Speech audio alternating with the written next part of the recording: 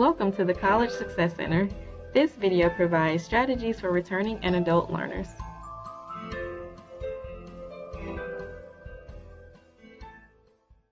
So let's start off by saying welcome back. Take some time to reflect on why you came back. What are your goals this time around? What are some obstacles that you may face? How is school different now than it was when you went before? How is it the same? And how can you use this knowledge to your advantage? As you reflect on these questions, we'll continue with the presentation, but I want to start off by saying welcome back. So first, let's just refresh some of the classroom rules. First, we'll go over our do's. Do participate. If you have a question, raise your hand and ask it if it's appropriate. Second, do come prepared to class. Make sure you have all of your assignments ready and on time. And do arrive on time to class. On the other hand, we have some don'ts. Try not to monopolize the conversation and the discussion. Don't use classroom time to discuss your personal matters. So talk to your professor either before or after class if you're going to miss a day, if you have a question about your grade, or a personal issue to discuss. And then last we have try not to be distracting. Make sure that your cell phone's turned off, and that if you do have to eat in the back of the class, just make sure that you do it quietly and not distractingly. So now that we've got that out of the way, let's focus on how to get your work done. So getting your work done involves a lot of different techniques. First, it would be to set your priorities. Make sure that you're organized and that you know all the responsibilities that you have so that you can set your priorities. Make sure that you're making informed decisions about what classes you're going to be taking and what major you have. And then also try to identify any helpful colleagues such as a study buddy or a professor or TA who has been extremely helpful. Once you've done this, it's time to move on and assess your learning style and then evaluate the course requirements. Learning style can be in any type. It can be a visual learner, an auditory learner, reader or a writer, or a kinesthetic learner, someone who likes to move around. By taking the VARK questionnaire, you can find out what your learning style is, and so that way you can match your studying to match your learning style. You can also use this information to your advantage when you're talking with your professors about ways they can help you succeed.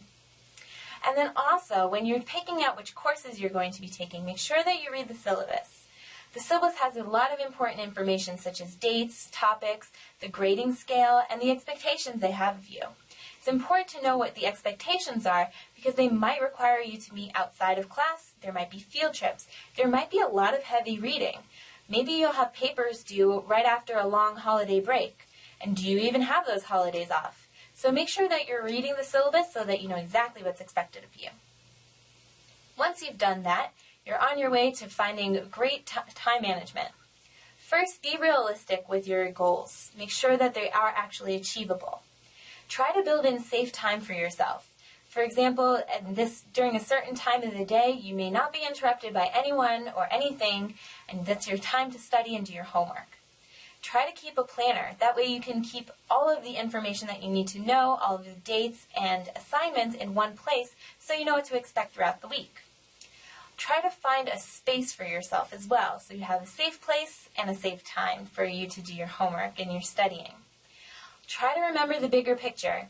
Remember why you came here, and try not to get wrapped up in the details. Number 6 is speak up about your concerns and your commitments. Let your professors know what's going on, so that way if something does come up, they'll be more understanding and they won't think you're just making excuses. Number 7 is work a little bit every day. If you can divide your material into studying a little bit every day rather than cramming at the last minute, you'll feel a lot less stressed out.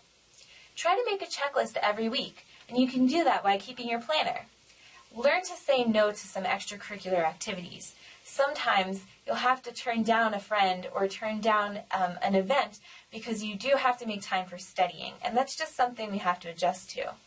And then also try to get a study buddy or talk to your professor about any questions that you have. And so let's move on to note-taking. Just a refresher. When you're taking notes, make sure you're writing down main ideas, generalizations, laws, theories. Make sure you know the definitions of words. Try to write down any examples of the main ideas that will help you when you're studying later.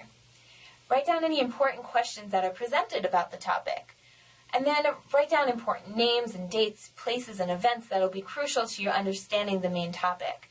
And then also it would be really helpful is to write down references for future research.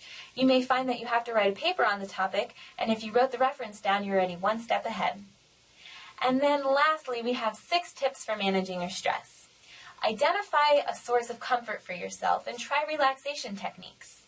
Use exercise and imagery to help you stay calm and grounded. Find a person to help you anchor yourself and connect with your support system. For more information and additional resources, visit the College Success Center at cccc.edu/success or the Academic Assistance Center at ccccc.edu/student-services/academic assistance.